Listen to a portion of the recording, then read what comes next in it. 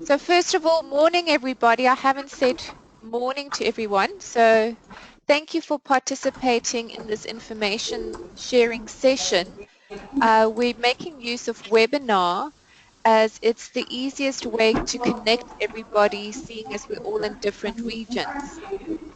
And the purpose of this is just so that I can share some information with you which is new and which we perhaps did not cover as part of the training course. So we did extend this opportunity to all our 2016 learners so that I can just present to you some of the latest developments and that you are up to date in terms of what is happening in the skills development landscape. Can I just maybe ask this, somebody is in an office or in a very open workspace where we can hear your colleagues speaking. So if you are able to perhaps just mute your mic, that would be great. Thank you. Okay. All right.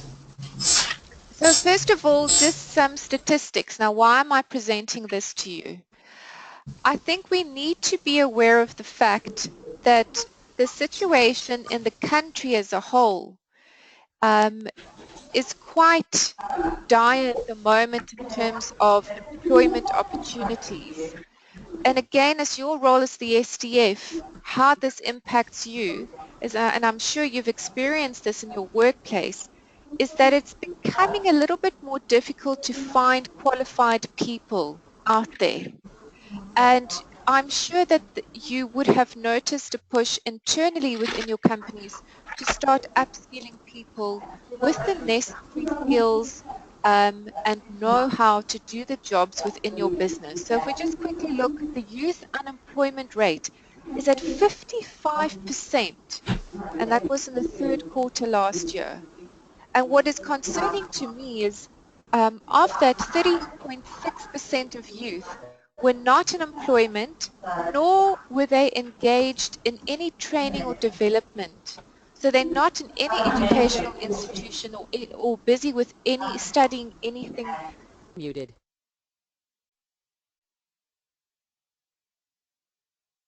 Unmuted. Sorry, I was muted there for a moment, so I hope everyone can hear me again.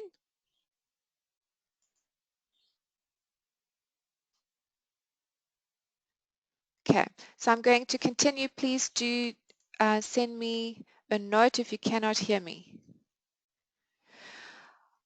Okay, so if we just go back to these statistics. So youth unemployment rate is of great concern, and that together with the fact that many of our matriculants are not engaged in any meaningful way at the moment in terms of either getting employment opportunities or just enrolling in any type of training and development. Kerry, can you just quickly send me a note if you are able to hear me?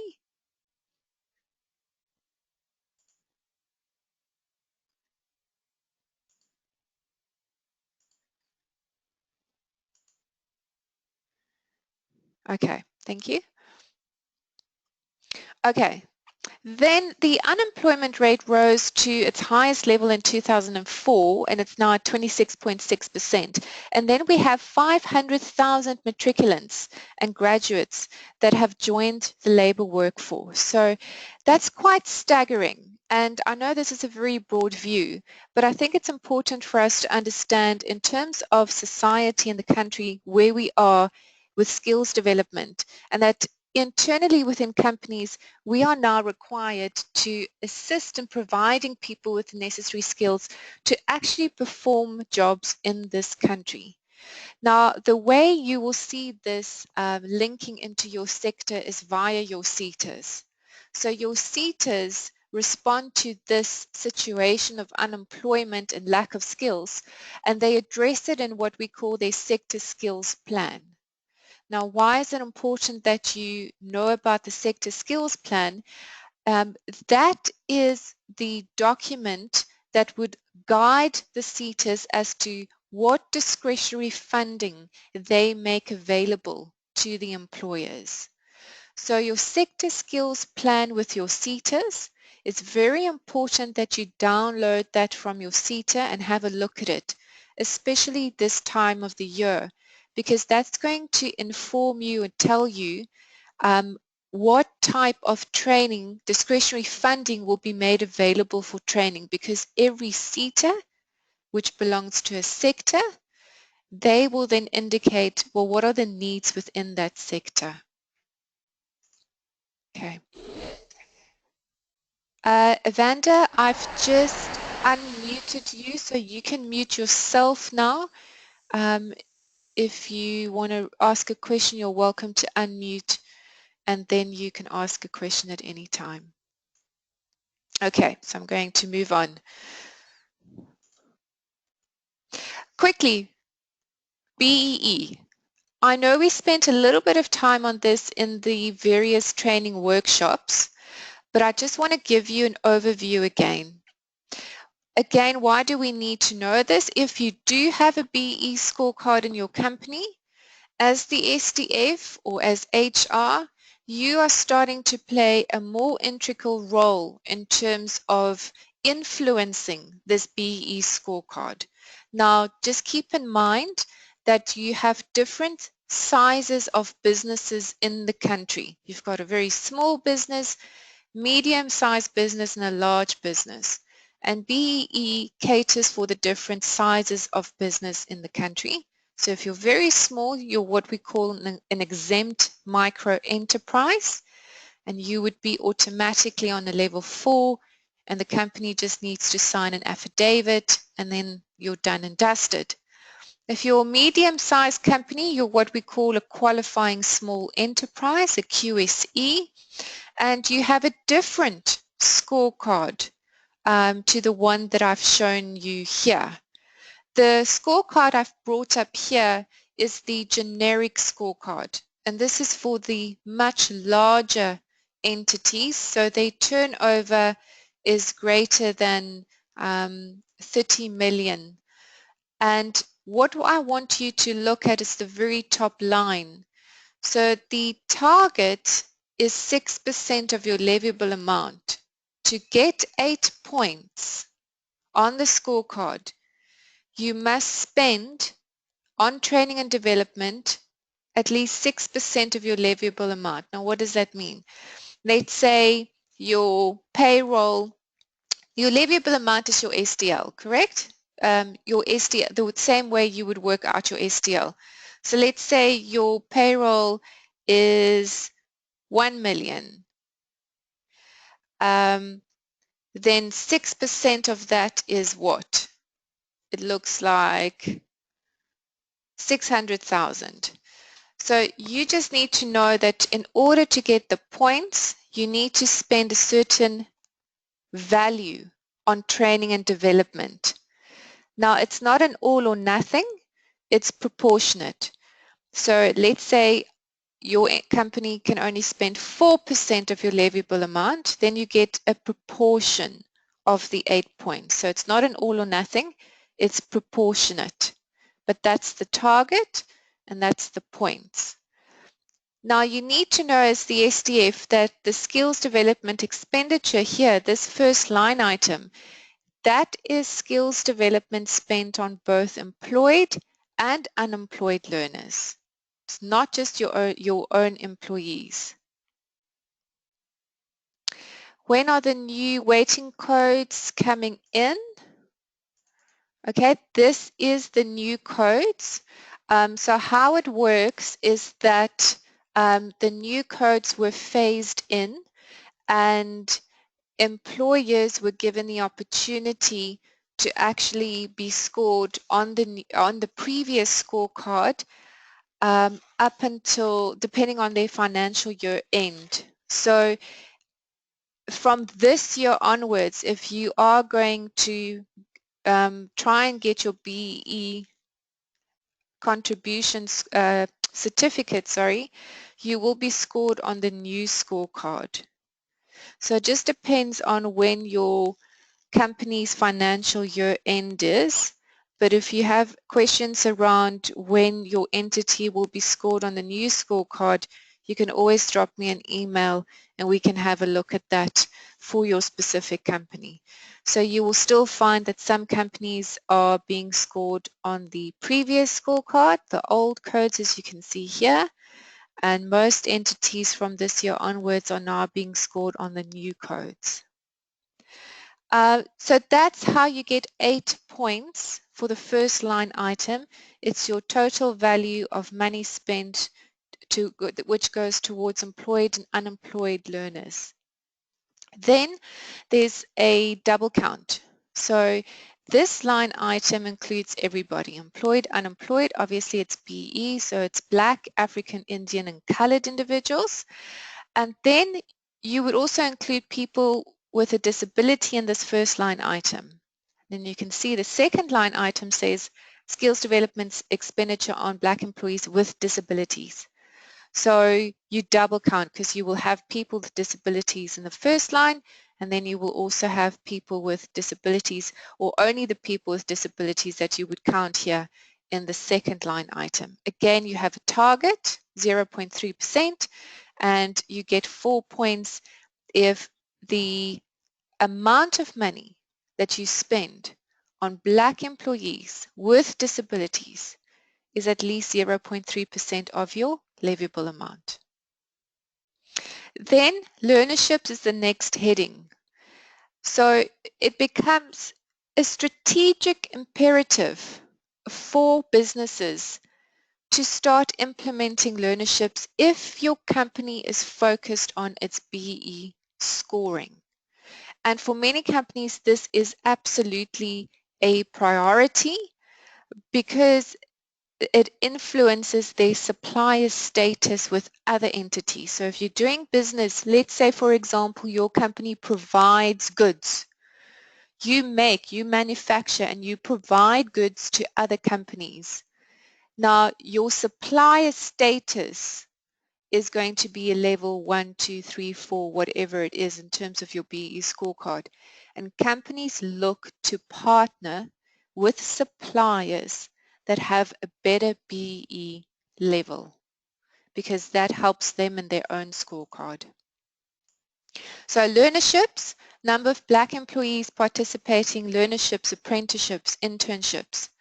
This here is headcount based. It's no longer about leviable amount. So the target of 2.5% is 2.5% of your head count of the number of employees. So depending, again, it's proportionate. So if you can't get up to the 2.5%, but it's 1.5, you would get a proportion of the 4 points, a portion of that. The number of unemployed Black people participating in the training matrix. The training matrix runs from A to G or H, and it lists all the different type of training. Okay, so just remember here, this line item is just employed people because it's employees. So it's not your unemployed, it's only employees. The next line item is unemployed people that participate in any type of training. Now this could be also again your learnerships, apprenticeships, your skills programs, your adult educational training, your AET type training. And then you get bonus points, and you get bonus points when you actually absorb people into the business that were on some sort of learnership. So if you employ them at the end of the learnership, you qualify for bonus points. I don't want to go in too much detail. I just wanted to give you an overview of the scorecard again, because it's important that you as STFs understand that all training and development, that expenditure has a place in the scorecard, and at different levels, all the different type of training and development that you actually implement in the workplace counts towards your BEE scorecard. Okay. Then I just wanted to update you on the different stakeholders involved in this process. Sorry, I'm just quickly checking if everyone is still board and everyone is okay. No questions. Okay, so let's move on. So you are very familiar with your SETAs. These aren't all of them. We know that there are 21 SETAs. But what I just wanted to focus on again quickly are the different quality assurance bodies. Now I'm going to go to the next slide because that's going to be a little bit clearer. You remember our NQF levels, level 1 to 10. We spoke about the different NQF levels. And for example, your national certificate or your matric, that's at NQF level 4. Okay. So any type of training and development which is accredited, aligned to a unit standard, or it's a full or part qualification, has a place on the NQF. And remember, we said in training that the purpose of this is so that it's very clear to a learner what the ladder of learning is going to be. If I have a diploma, what is the next step? Oh, okay, the next step is a degree or an advanced diploma. Now, the change I would like to talk to you about, and it's something I mentioned and I said it's on the horizon. Well, it's no longer on the horizon, it's landed, it's here, is the QCTO. So the Quality Council for Trades and Occupations is one of the 3 quality councils or quality assurance bodies. The others, obviously it's umalusi. So for your school-going years or your general, further education and training, the quality assurance body is umalusi. Then for your higher education qualifications framework, okay, from your higher certificate to your doctoral degree, it's the Council for Higher Education. They are the quality assurance bodies and they've always been around, the CHE and umalusi. What we had previously under the SETAs is that as part of the function of the SETA, one of their responsibilities was to be the quality assurance body for occupational qualifications. So when I took you through in class, I took you to the SAQA website and we looked up a unit standard and we looked up a qualification. I hope you all remember that. We went onto the SAQA site and we went and we looked for a qualification unit standard. You would have previously either directly as an employer who's also a training provider or a training provider like Global. So your company would work with training providers. We would have worked with the quality assurance department of the SETA previously because that was one of their functions, the quality assurance departments of the SETA. Okay, for those that are a bit more familiar with it, it's the ETQA department of the SETA, the Education Training Quality Assurance Department.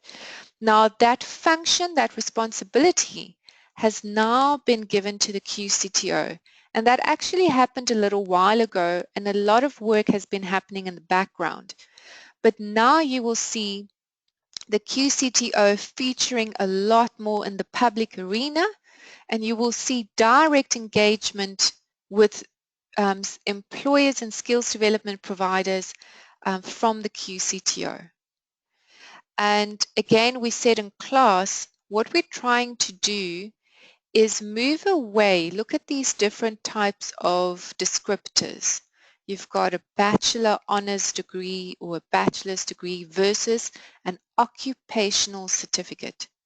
So we are starting to talk in the language of occupations, meaning that if you now do a course with Global Business Solutions, and let's say it's a full qualification, and you sign up with Global Business Solutions, or you send your employees to Global, and they are going to participate in the HR diploma. At the end of that 2-year course, they will be given an occupational certificate to say that they are qualified as an Human Resources Manager.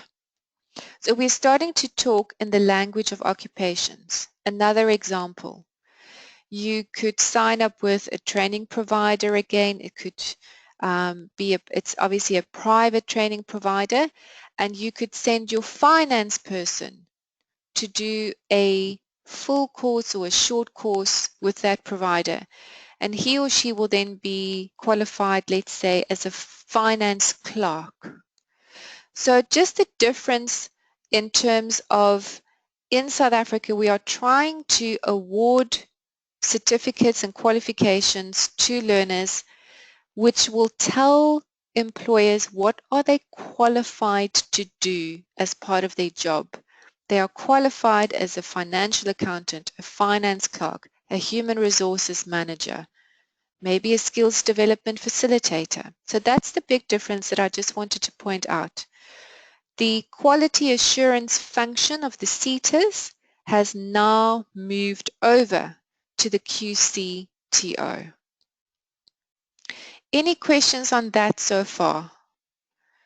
So the QCTO is now the new quality assurance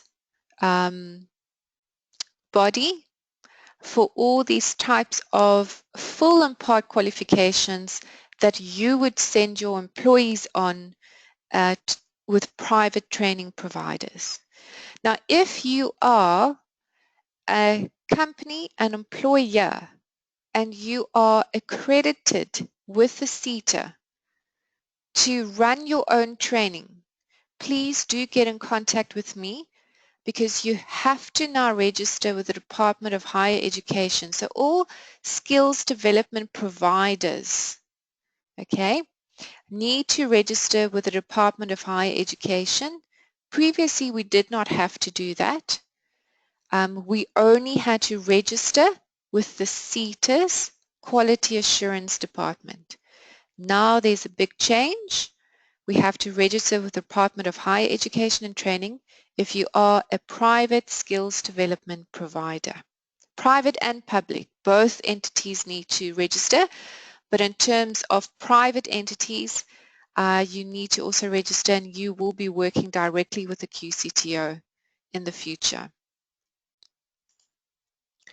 Okay, I don't know if everybody remembers this slide from the training workshop, but remember we said SAQA, their responsibility was in terms of generating standards. Now that's unit standards and qualifications. They had the responsibility of ensuring that those standards are registered on the NQF. And we spoke a little bit about the standards generating bodies. And the other function of SAQA was around quality assurance, and they delegated that to the SETA's ETQA. So that is the framework or the landscape that I presented to you in class. The SETAs engage with companies with regards to their discretionary and mandatory grants, and the SETAs also engaged with training providers, and sometimes companies are training providers, and they engaged with training providers regarding quality assurance. Now, if we look at the new landscape, it's changed.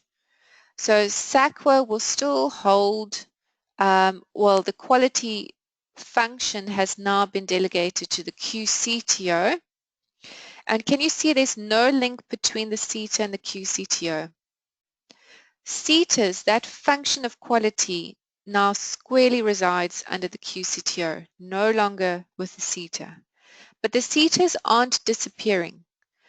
As a company, you will still pay your skills development levy.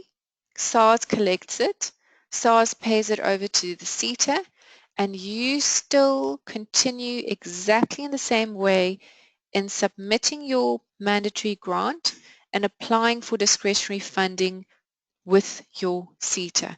That is not going to change.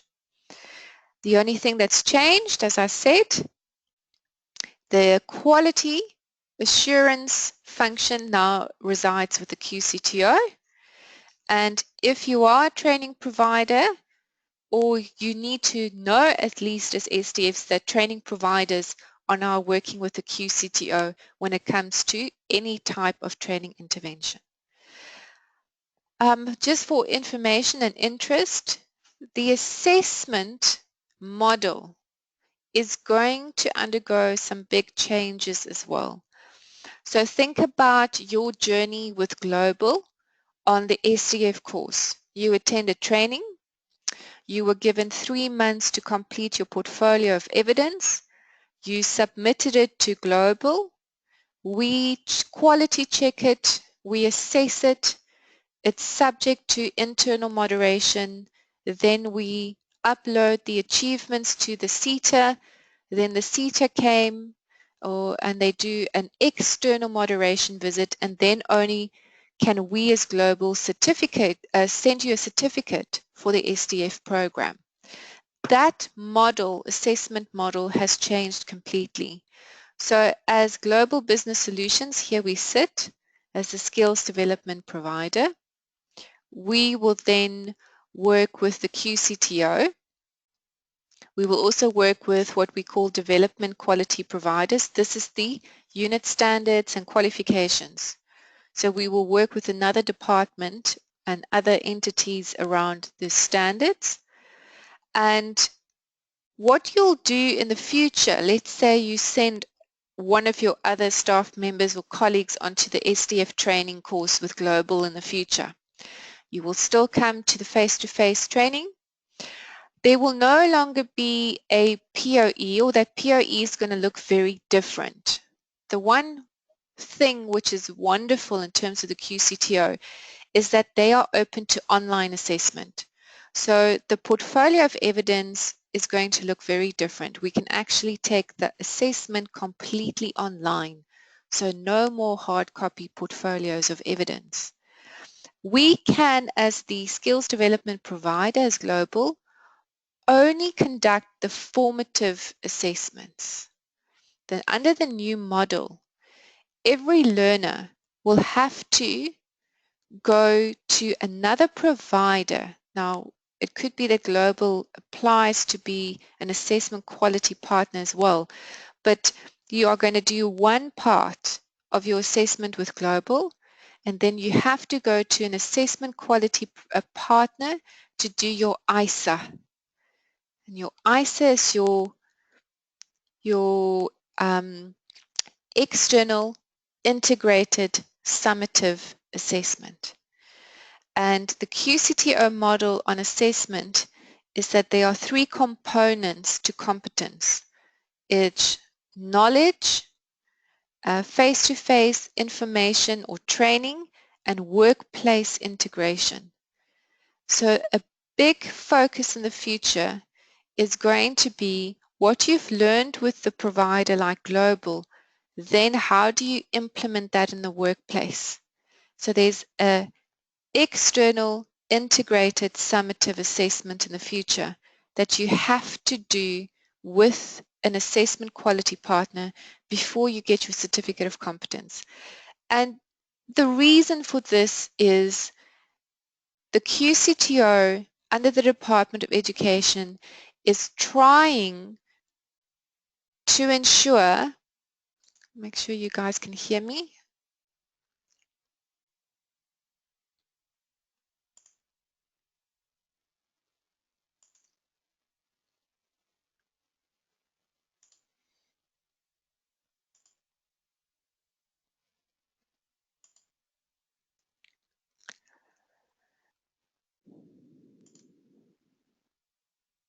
Okay, sorry, I just paused there because I had very poor quality sound. Okay, I'm just back now. I just had very poor quality sound, so I just stopped for a moment just to make sure everybody was able to hear me. I'm just going to check if there are any questions. Okay, so you weren't able to hear me. I think I'm back now, so it should be all good. Okay, so in the future, there is going to be 2 parts to assessment. The first part, learners will be able to complete with the provider, the training provider, And the second part, they may be able to complete with the same provider, depending on whether or not that provider is also an assessment quality partner. If not, they will go to another center, another company, another place to complete the external integrated summative assessment. So I'm referring to it now as ISA. So big change is coming. When is this going to happen? Not immediately, okay? At this stage, we are just, yes, I will share all the slides with you via email, absolutely. At this stage, what we are going to do is just ensure that skills development providers register with the Department of Higher Education, because that's now a requirement, and then we are slowly moving over to the QCTO framework. So when I showed you those unit standards and qualifications on the SACWA website, there are 2,000 of them. The QCTO together with the SETAs are looking at all of those historic unit standards and qualifications and asking stakeholders, companies, providers, which ones are we using, which ones can we exit out of the system, and which ones are we going to realign to the new QCTO model. So it's going to happen very slowly, but by 2019, June 2019, we will all be on the QCTO sub-framework. All the qualifications and part qualifications will be on the QCTO sub-framework. That'll be by June 2019. Because that's when the majority of the existing unit standards and qualifications actually expire. Okay, so I know this is maybe a bit too complex and not applicable to everyone, depending on your status. Is your company also a training provider? Do you currently work with the SETA's ETQA or not? So just depending on what you do, but I think as well, regardless, SDFs, when you source and secure training providers, you need to know that every training provider, public or private, now needs to be registered with the Department of Education. And that's a quality measure that you need to put into your QMS. Do not engage with providers from January 2018 if they are not registered with the Department of Education, because it means that that training intervention, even though they say it's accredited, will not be recognized. So very important. Okay. You can read this slide in your own time, but I just wanted to give you some information around what it's going to look like under the QCTO. So I've already mentioned that the standards that you would be familiar with in finding on the SACWA website, those are being replaced, okay? And as I've said, in terms of assessment, the focus is on theory, practical, and workplace integration. That's the new model of learning under the QCTO. Theory, which we teach you in class, a little bit of practical perhaps also in class, but the golden nugget here is the workplace integration. So no longer will learners only have the knowing part. They will be able to do the doing. So remember I said in class, it's always about knowledge and behavior. So you need to do what you know. And that is now being forced on us to an extent, because no learner will be able to get their certificate if they haven't gone through that ISA, that second part of assessment in future. The SETAs have all been re-established. So in on the 15th of December actually, the Department of Higher Education and Training, Bladen's Monday, re-established all SETAs until 31 March 2020. So the SETAs will continue as is. You now know that you will continue to work with your SETAs in applying for discretionary funding, submitting your WSP and ATR, and for the time being, you may still even engage with them with regards to training and development, but that is definitely going to move away to the QCTO. And then the National Skills Development Strategy, the NSDS, that's also been extended. Now, what is the NSDS? It's the strategy that the government draws up to say how they are going to address issues of skills development in the country. Now, we've been on NSDS for, I think it's our 7th year now, and there should actually be a 5-year strategy. And then we should now be on NSDS 4, but because of all these changes, it's just been extended. This document is available at Global. If you would like to receive it, we can email it through to you. We have both the original NSDS as well as the review did a year or 2 ago on NSDS 3. So if you want to read more about it, then please let us know and we can email that through to you. But I'm sure it was included on your CDs as part of your training as well. So just to recap then, your SDL, your Skills Development Levy, at the moment, this is still exactly the status quo. So you pay 1% of your annual payroll. You pay it monthly to SARS. Now you want to get your money back. What do? Well, first of all, we are in the mandatory grant season. This is your WSP and ATR. You're going to submit it by the 30th of April. That's the due date. And if you do this successfully, you get 20% of your 1% levy back. Now, if you want to calculate it, it's very easy. You can ask your accountant for your EMP 201 form. Now, that's the monthly recon of how much you pay in salaries. Of that, what is your skills development levy? And of that, what is your UIF payment that you need to make for the company for all the salaries and wages that you paid? So it's very easy. You take your EMP 201, you can work out an average for 12 months and then calculate 1% on that total value. And then you'll get to an amount. And if you submit your WSP ATR, you get 20% of the 1% levy back.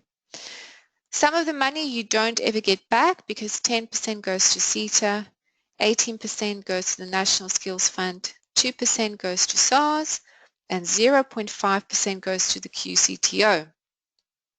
The rest of the money we get back via application, and that is when we apply for discretionary funding.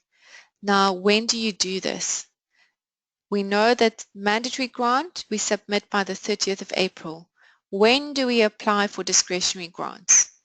This differs from SETA to SETA. So I do have some information here. That's why we asked you to which SETA do you belong so that we can give you a quick update. But please be mindful that this is different. The process, the application period, the values that you get is different from one SETA to the next. Before I show you the discretionary funding values and the processes, there's another change which you need to be aware of. Please, I'm going to send you the slides. Make sure that this gets to your accountant. So in terms of the Income Tax Act, there's been a change in terms of the tax advantages that we get when we implement learnerships and apprenticeships. So the first change is that they've split the values according to the learnership NQF level. We did not have that previously.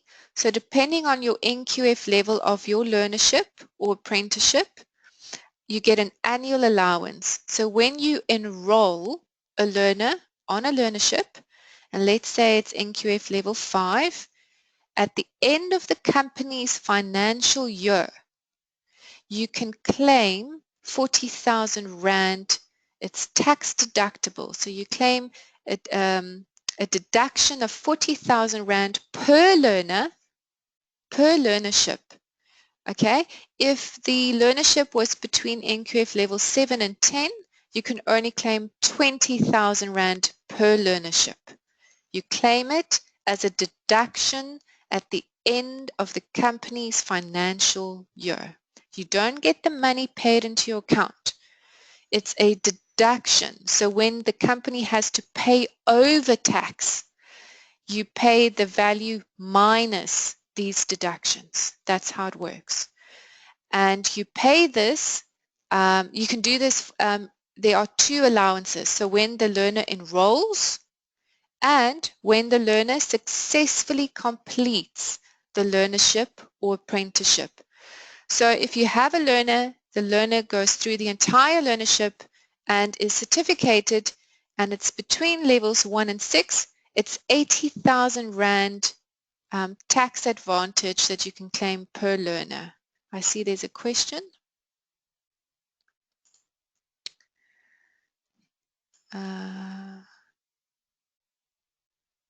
Okay, maybe you couldn't hear me at some time. Okay, so I hope everything is okay now. Okay, Megan, you're saying that you're struggling to ask a question, so please unmute yourself and then you can ask the question so that we can all hear your question. So if you are able to, Megan, you are self-muted at the moment. You can just click on the speaker icon, the microphone icon if you want to ask a question, or you can type it.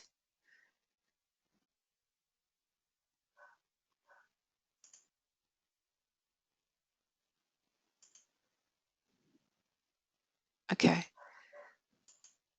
You're welcome to try and ask the question again. Okay, you said you'll type it. Okay, you're welcome to type the question, or you're welcome to email me afterwards as well, but I'll have a look out to see if anything pops up with a question now. Okay, so very important that you share this with your accountant as well. So massive advantages, because remember, in terms of BEE, you claim there are extra points to claim on the BEE skills scorecard for learnerships and apprenticeships. And in addition to that, there's also the tax advantage when you actually implement learnerships and apprenticeships. So if you have not in your company looked at implementing these learnerships and apprenticeships, please do, because strategically it's going to be of benefit to the company. But obviously the bigger picture is the benefit to learners. So you get a person into the company that can help you perform a task. You get the money from SETA to pay that person. You get the money from SETA to send that person on the training, and you get a tax advantage, and you can claim BE points. So that's why the learnership and apprenticeship model is one which many companies follow.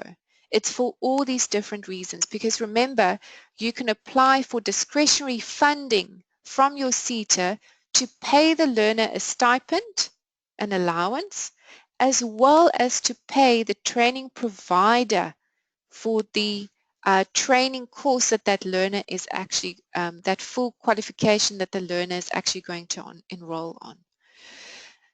So this is very important. I think strategically, as I've said, reconsider the implementation of learnerships and apprenticeships if you have not done that in your company before. Then the other change that I need to make you aware of is the NQF Bill, Amendment Bill. So the NQF Act is being looked at with the aim of amending it.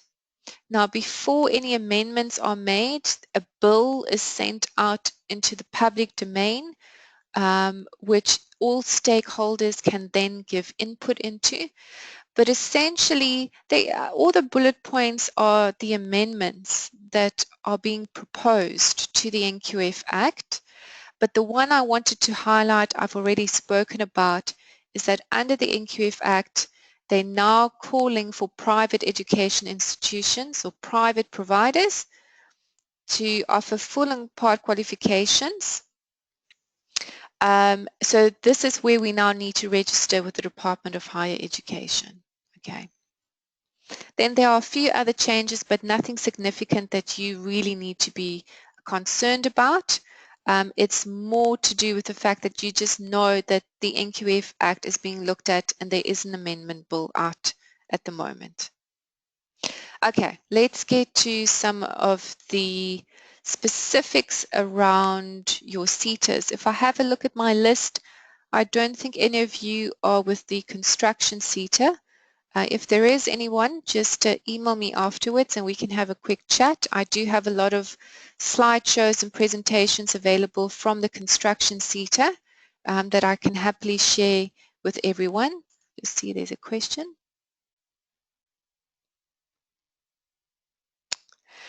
Okay, just to advise at SETA workshop, they advised us that the learnership had to contribute to income stream to be able to claim the allowance. So if you go through some learnership schemes and only pay the stipends and the employees are not actually part of your company income contribution, you can claim SARS allowance. Okay, Camille, I'll have a look at that. Yeah. Okay, so meaning that the learners in the company that are on learnerships or apprenticeships, they should be holding a proper job, meaning that they're contributing to the efforts of the company so that there's output. They need to be deemed as an employee so that there's some sort of contribution to the company before you can claim it as part of the allowable tax deductions. Okay, that makes sense, yeah? Okay, thank you for that. Okay, so I'm going to skip construction SETA. SETA. Now there are a few participants that are with SETA. The first thing I just want to point out, if I go back to, maybe if I go to the MICT SETA, can you see here that the reporting period used at this particular SETA, which is MICT, when we submit our ATR and WSP, we have to do so according to period 1 April to 31 March. That's the previous year. What training did we do? When we look at the WSP, we have to look at the year coming, April to 31 March. Now, if we go back to SETA, they have a different reporting period. So immediately what I want to point out is the obvious. Not all SETA reporting periods when you submit your ATR and WSP are exactly the same. So where we have companies that are perhaps with two different SETAs, please be careful in checking what reporting period that SETA is working with. So for SETA, your ATR, you need to look at what training did we do between 1 January 2016 and 31 December 2016. And in terms of your plan, you're looking towards what training will we be doing between 1 January 2017 up till 31 December 2017. The one date which is the same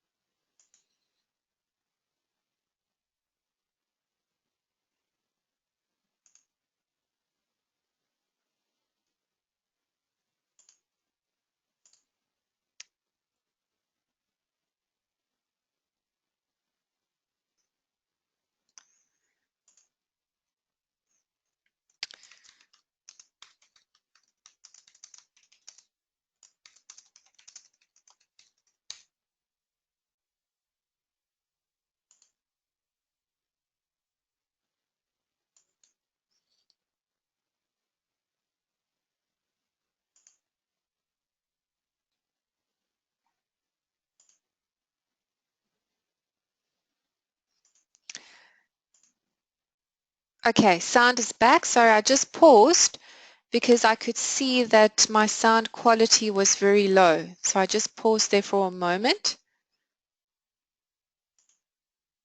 Okay, so I should be fine. Everybody should be able to hear me now. Okay, so that's the first thing. Please make sure that you take a close look at what the reporting period is. The one date which is exactly the same for all the SETAs is the due date for submission. So regardless of SETA, everybody has to submit their WSP and ATR by the 30th of April this year. And it's the 30th of April every single year. So that's one consistency between the different SETAs. Now MERS SETA, again, it's different from the one to the other. You have to upload a sample of your proof of training. Other SETAs, you don't necessarily have to do that. You unfortunately have no Excel upload facility. Other SETAs, they may have an Excel upload facility. I've had a look at all the SETAs and everyone is using version 2015 for OFO codes. So we are all on version 2015 of the OFO codes. If you cannot find these codes, you should be able to, if you are the SDF and you are submitting your WSP and ATR, it's one of the documents on the landing page in that portal. But if you can't find it, let me know. I've got a full version of the OFO. And remember, what is this? This is the Organizing Framework for Occupations. Every employee that works in your company must be assigned an OFO code, an occupational code, because we have different job descriptions in the companies. We can't all use our own job descriptions. Okay, we need to use one version across all companies in the country, so you need to align your job titles to the OFO code. That's what it's about. Very important, I see in many, if not all the communications this year in the SETA roadshows, they are stressing the importance of your shop steward, if you are unionized, or your employee representative to sign off your WSP. Now that's if you have more than 50 employees, you must have a training committee.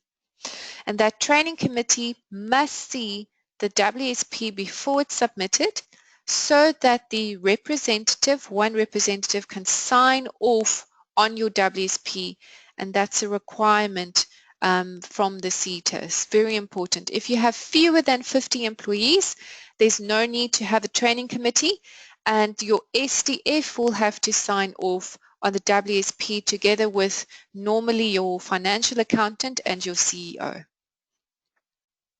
So that's MERS SETA. The other period you need to be aware of is when you can apply for discretionary funding with your SETA. Now again, this is different from the one SETA to the next. So for MERS SETA, the application window for discretionary funding is between 1 February and 30 April. So they've aligned it to the same period as your WSP and ATR. You do this by completing what they refer to as Annexure 2 as well.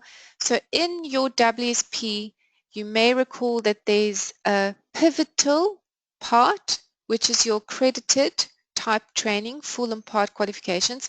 When you say that you are going to send somebody, you are planning on sending somebody on this training, and you record it in your pivotal side of your WSP, essentially you are, by doing that, applying for your discretionary grant.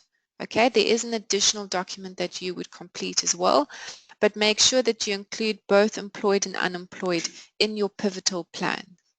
Okay, then they start awarding the discretionary grants in September. So it's not that you apply now by the end of April and you can actually start following up on those payments in May or June. They will only start awarding discretionary grants then from September. What I do have, I have a whole lot of additional documents. You may have received this if you attended roadshows, but if not, I do have some MERS SETA information available. Okay. So for example, this is the entire policy around discretionary funding. So very important that the SDF reads through this. This is the SETA one. So I have all these additional documents available, which I'll happily send on to you. Okay. Oh, sorry, I'm opening up the wrong window.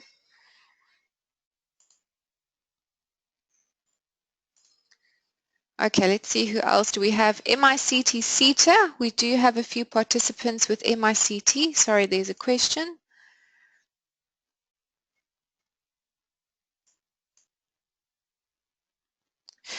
Do I have information on food, Bev? Not in this presentation, but I'll definitely get some for you. We have a wide network of skills development facilitators, so I'll make a note for food, Bev, and then I'll send the necessary on to you. But also make sure that for food, Bev, you need to register with your SETA on their database to get all the communications from them. If you do that, then you should receive the necessary from them. But I know it doesn't always happen, so always look on their website, but I'll find anything that I have and I'll make it available. Another question, what happens if the shop stewards don't want to sign the WSP due to proper understanding? It's the same scenario you would have around employment equity and submitting your EE report. If you have established a proper training committee, and that could be combined with your employment equity committee, you would go through the consultation and explain the process of funding first. So the WSP is not a wish list. It can't be a wish list. The WSP, first of all, has to take the budget into consideration. How much money can the company make available to fund themselves, to fund training and development themselves?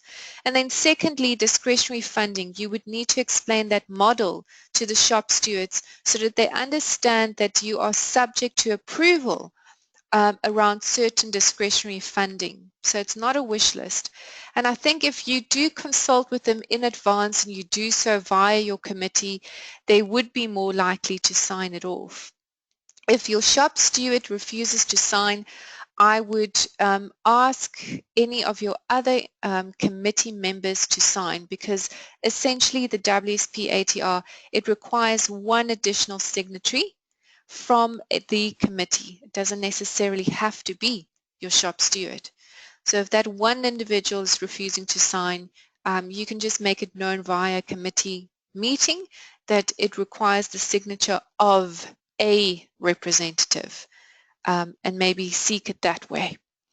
But the key is always in the more we share in terms of how we go about putting what is into the WSP, that it's logical, that it takes into account the budget, the availability of resources, then they should be more inclined to sign off on it. Now, MICT SETA, I work with the SETA quite often, and again, very different to SETA, very different to services. So the first thing is that their reporting period, you can see, runs from April to March. They do not require any proof of training to be uploaded. However, for all SETAs, you always need to keep proof of training. That's your attendance registers, your original invoices from your providers, your Excel spreadsheet to determine how many hours did the employee attend this workshop for, what is the hourly rate for that employee, anything and everything to do with the formal or informal training that you've listed as part of your ATR. You always need to keep that for auditing purposes. But for MICT, you do not have to upload a sample. Under MICT, we can use an Excel upload facility, which makes the submission so much easier because we can work offline on the Excel sheet before we have to go live into the portal and upload it. They are also on OFO version 2015, and exactly the same here.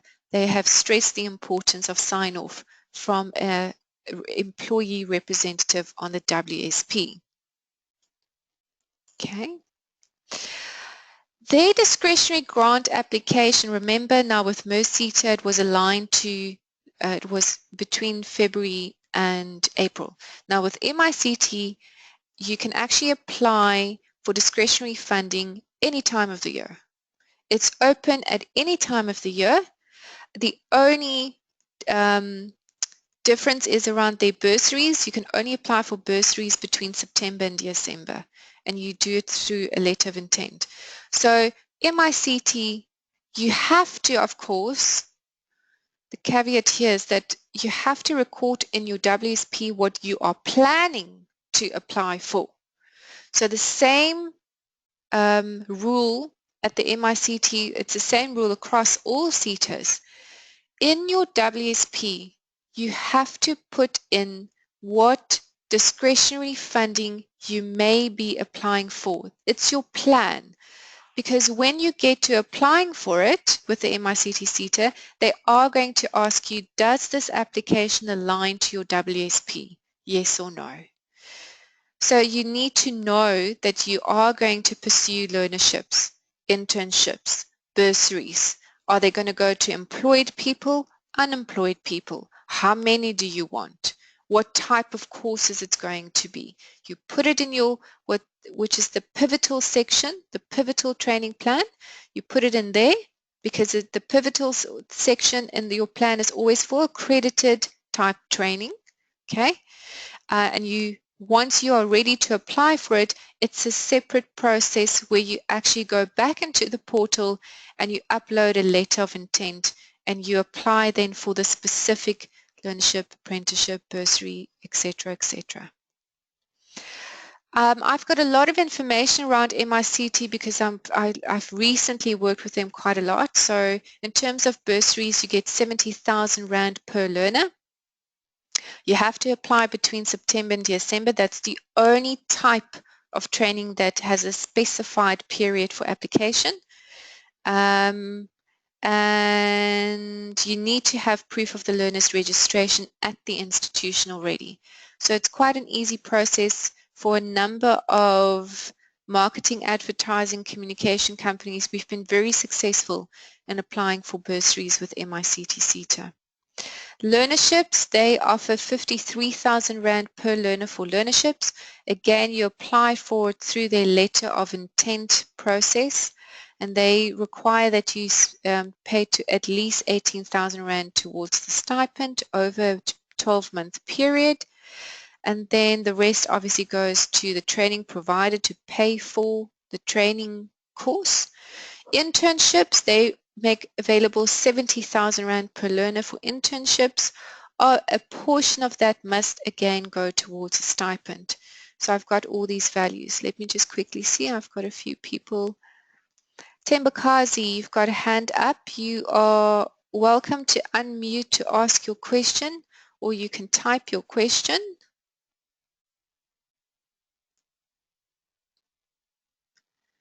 You can maybe type your question for me, or you can unmute and ask. I've got another question. Can you give an example of a skills development program? A skills development program, let me just see where you would have seen it. Skills program, are you maybe referring to skills program? So let me just quickly unpack these different types of pivotal programs. A bursary is somebody who is going to study at a higher education and training university, for example. It's a full qualification that they're going to do. So they do not spend any time with the company. You are sponsoring their fees to go and study for a full qualification. Apprenticeship, learnership, the person is in the workplace, maybe 6 months in the workplace, 6 months with a training provider, but it's a combination of learning and workplace experience. An internship is a qualified person, a person who has already studied, achieved a full qualification, and now wants workplace experience. So a fully qualified person, and they want workplace experience, that's an internship, must be at least an NQF level 5 qualification that they have attained. AET is Adult Education and Training. That's the previous ABET, Adult Education and Training. So again, it can be different, short course, full qualification. It's the lower NQF levels. Skills programs is a part qualification. That's all it is. SCF course, that's an example of a skills program. It's not a full qualification. It is a part qualification. And then workplace experience, which is new, not really, it's not new, but it's a new focus for SETAs. So where you give somebody workplace experience on a fixed term contract, but it's not an internship, so it's not a qualified person, and it's not on a learnership. Let's see.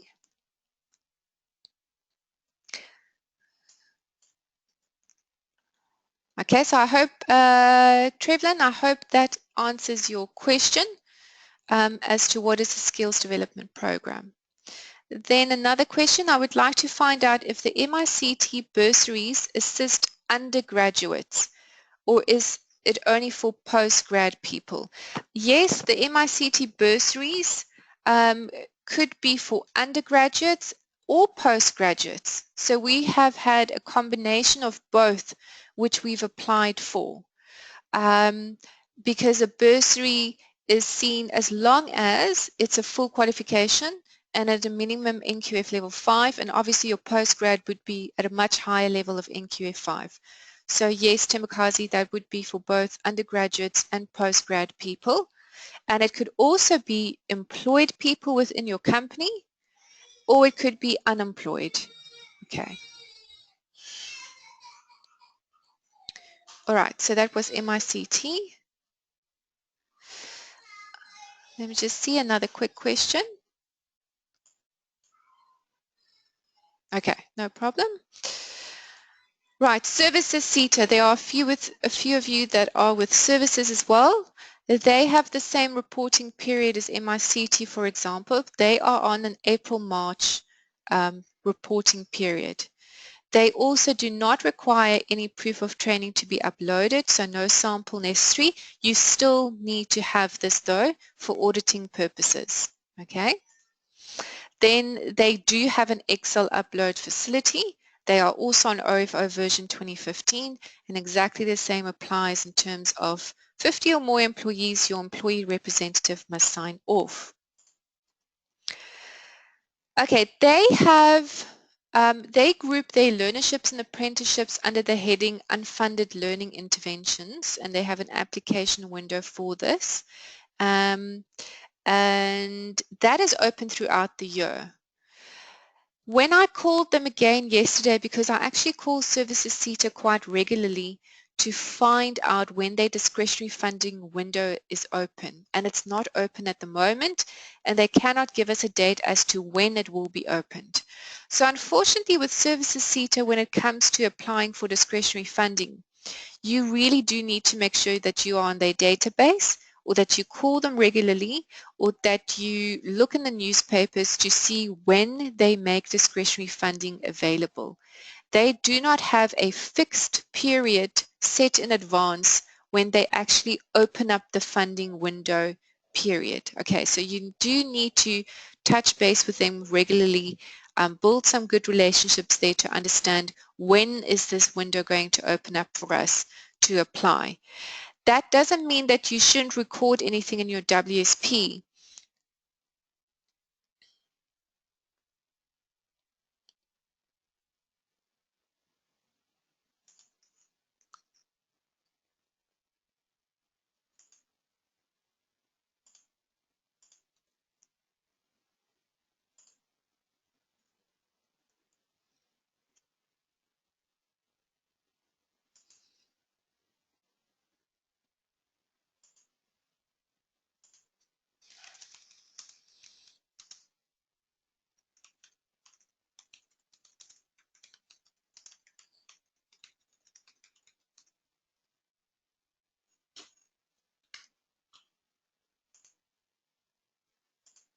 Okay, my sound is back. I just paused there for a moment.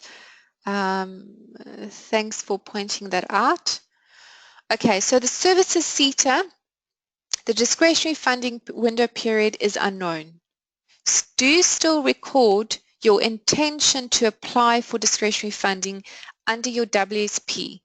Now, you would have seen for all the workshop, for all the SETAs and all the roadshows I have attended, they've got a WSP side and they have a PTP, Workplace Skills Plan or Pivotal Training Plan.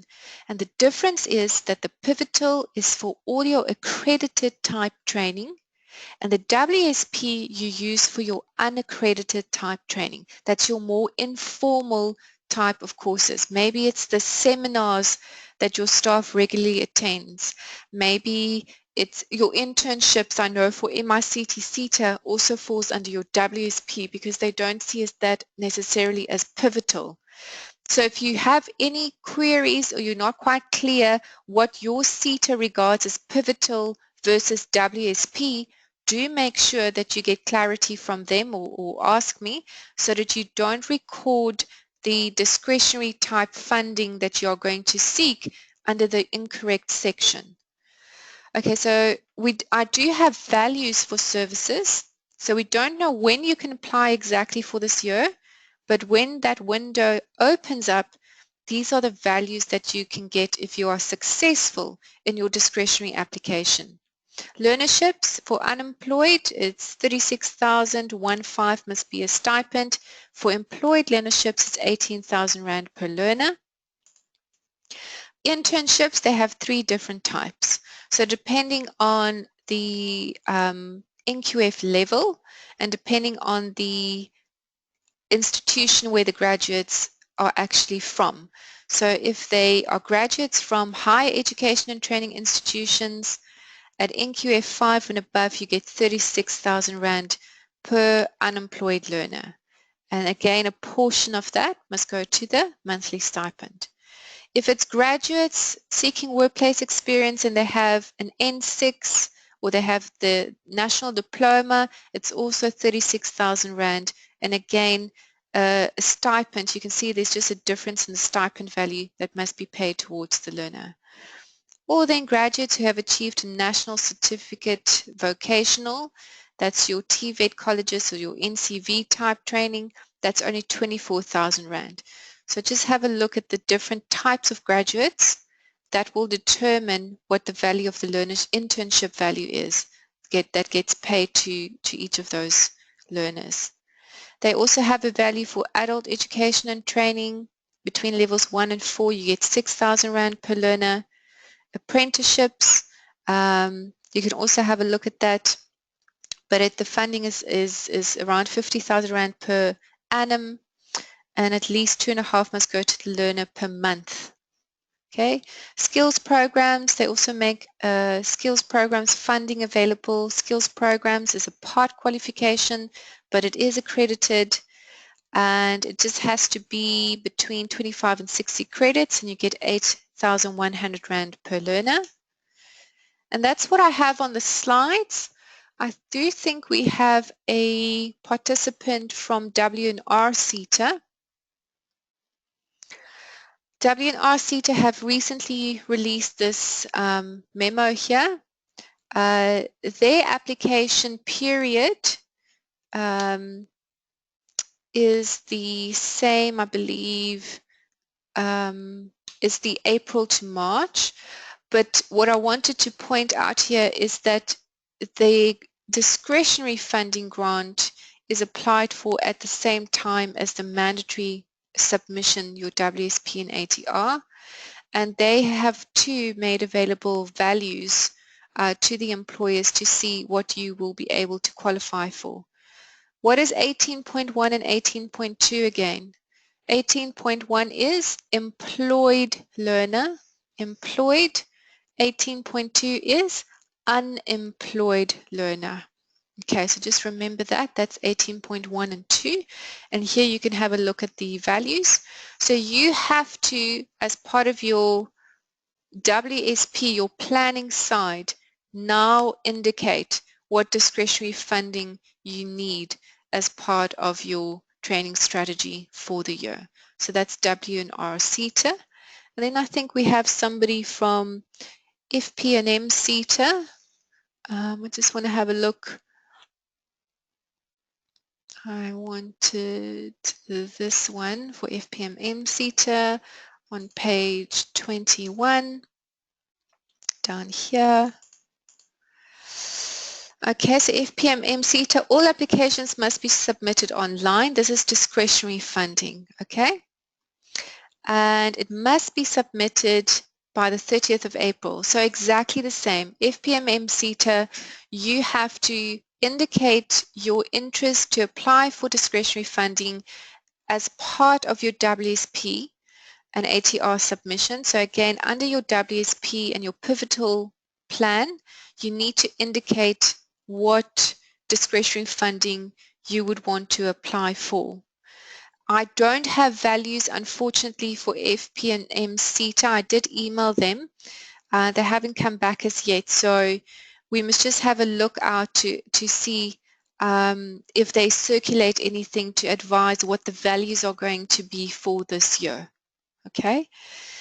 Then we have TETA, transport. The transport SETA. I know there's somebody from TETA as well. The bad news, if you did not know, hopefully you did, is that the application period, the window for discretionary funding for the transport SETA has closed. It closed on the 2nd of December. So they have a different funding window, and for them it closed on the 2nd of December already. So you will submit your WSP and ATR, but your application in respect of discretionary funding needed or had to go in by the 2nd of December already. Okay, that is all I have right now. So I've taken a note of food bev to see what I can find in terms of food bev SETA. And then just a very last note on discretionary funding. When you get to discretionary funding and you are successful, they are going to revert back, or in your application rather, they are going to ask you for a letter of commitment. So they're going to ask that you give some indication as to 4 bursaries and 4 internships and 4 learnerships. Can you commit to employing some of these people? So it's not a requirement. It's not like they won't give you funding because you can't commit to employing these people, but they may ask you for a letter of commitment to indicate if you would be able to employ these people. And also around discretionary funding, there are targets. So they would say that 85% of the discretionary funding should be directed towards Black individual. That's African, Indian, and colored. So you will find that the SETA is going to evaluate you in terms of the recipients of discretionary funding, because they set a target that 85% of your recipients of discretionary funding should be African, Indian, or colored. They also set a target for gender. So of your recipients of discretionary funding, they would also want to see that 54% of those individuals are female, are women. And then the last target that they were set is that of all your recipients of discretionary funding, at least 4% of them should be people living with disabilities. So you can already see how employment equity is pulled into skills development by the SETA's. Sorry, I've lost audio.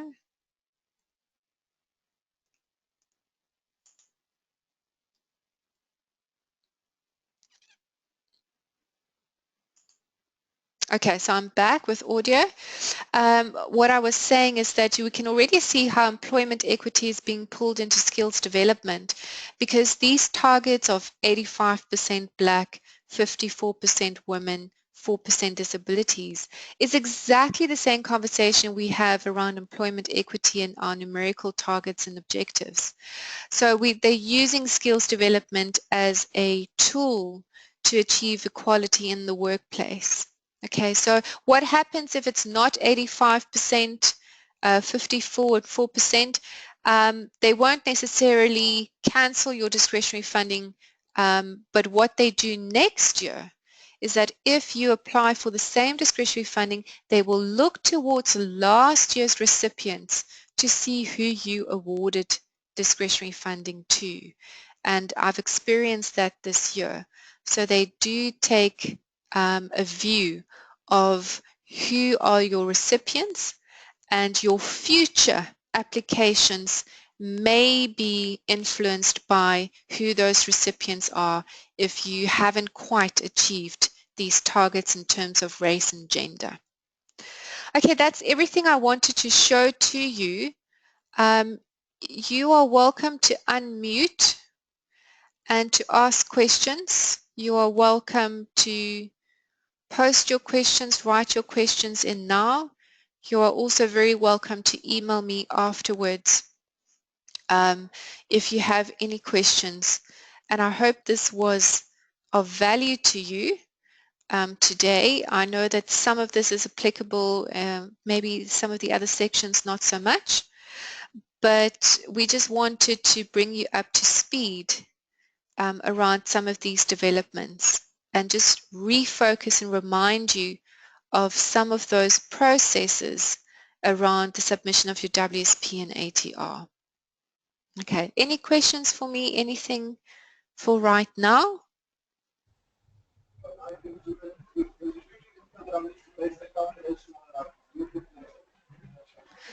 Sorry, I can hear somebody, but it's very faint.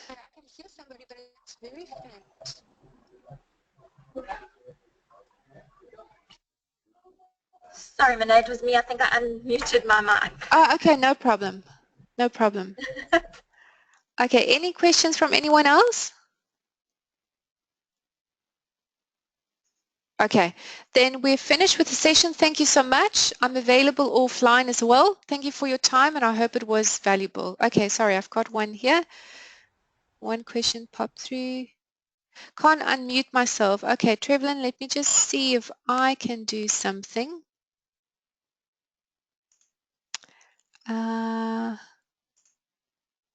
I can't. It looks like my message says that you've Muted. Unmuted.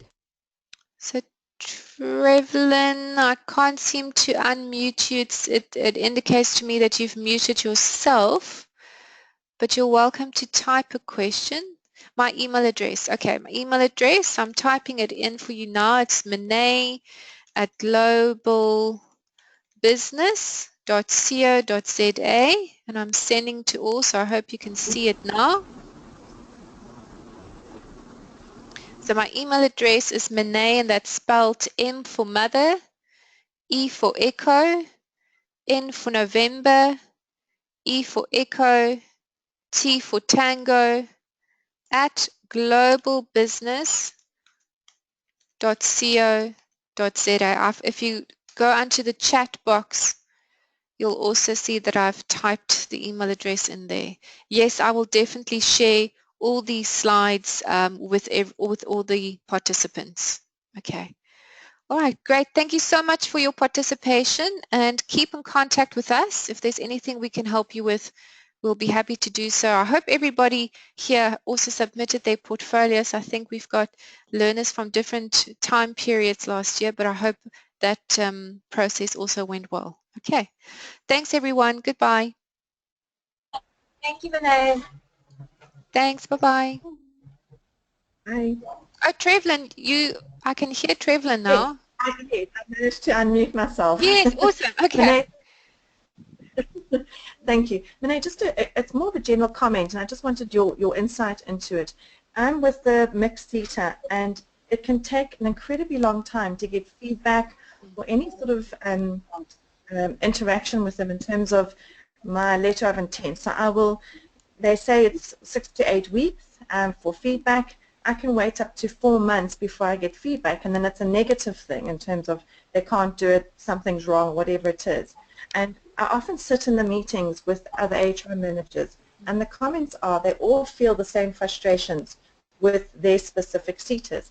And the comments that are coming through are, it's too much admin intense to get the funding, the discretionary funding from the SETAs. So what people are doing is they're just going ahead with their own training and planning and development sort of solutions without the SETA. Are you finding that? Is it so with you with mixed SETA with MICT? correct? Okay, so what I've recently been successful in securing bursaries, internships, and learnerships.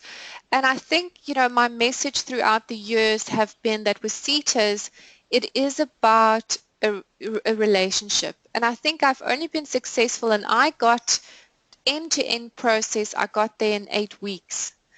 And I think I'm in Cape Town, first of all, so I'm talking about the team here in Cape Town. Okay. But they can only do so much and then it goes to head office. So I think it's really in part about relationships and building a contact. And then, I'm constantly in their face. So I physically go to their offices and I schedule a meeting to say, well, this is where we are at. That's the last time we spoke. With the letter of intent submission, there is sometimes a waiting period. I don't know if you maybe liaise with Gugu because sometimes that's helpful. But what we need to remember with letter of intent is that the discretionary committee only sits at certain periods of the year. So they don't sit every month necessarily, as I understand it. So that could also impact your timeline. And I have asked them previously to maybe communicate when the discretionary committee sits. So I've got some contact names there if you wanted clarity around how that process works, how regularly do they review the letters of intent, and maybe you can align yourself to that period, that timeline, and that might help as well. Yeah, I think I will align or try and get that information in terms of when they do reviews. And fortunately, literally 15 minutes from the head office. Trust me, they know my face. Yeah, I think because the Cape Town office is much smaller, I don't know, maybe, the mood is a little bit different in Cape Town. But then the other thing what I found this year, and I've been communicating it to employers that are with MICT SETA, is even though you can apply throughout the year, they align the funding according to their financial year, which makes logical sense. But what happened is we secured provisional funding in December already. We got the communication. We had the site vetting visit where they visit us to make sure that we exist and we have resources. And then the next step is them issuing the service level agreement. Now, what they said to me yesterday is that they're holding back on the SLA because they can only release the SLA in their new financial year. So it's something they neglected to communicate with us earlier. So they are only going to issue the SLAs for discretionary funding starting April. So that's another holdup. So as employers, we need to go, okay, we can apply at any time of the year, but we actually better apply sooner for our bursary so that we can get our SLA before December so that the learners can actually start their academic year in January. Correct. So that is often my problem. They won't let you implement a plan unless you've got that SLA signed. Correct. And now, and it's But the other problem we have with that, sorry, I'm losing audio.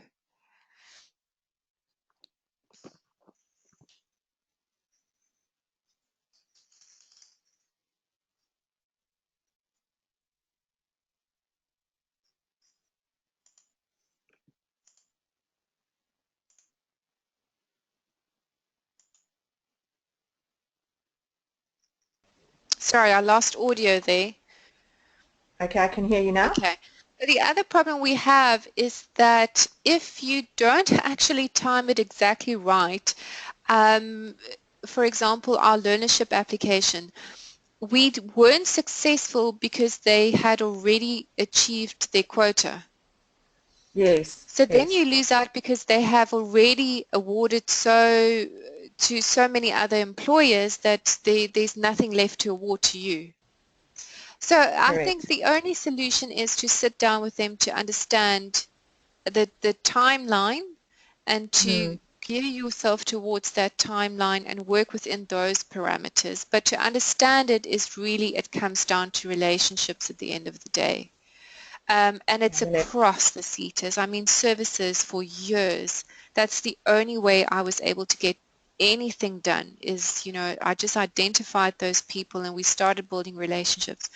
Otherwise, you're just going to end up bottom of the pile. Correct. Yeah. I think I will do. I think I'll find out those times when they do their reviews and try and align it to that.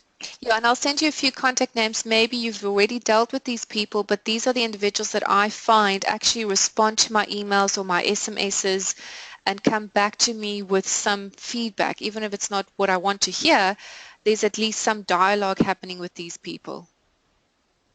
Okay, fantastic, super. Thank you so much. I found it very informative. Okay, great. Any Thanks, other Manette. pleasure?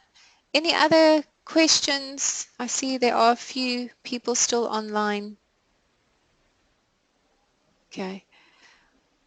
All right, then I'm going to say thank you and sign off and wish you all a pleasant day, and then do let me know if there is any other follow-up questions. Thanks everyone. Bye-bye.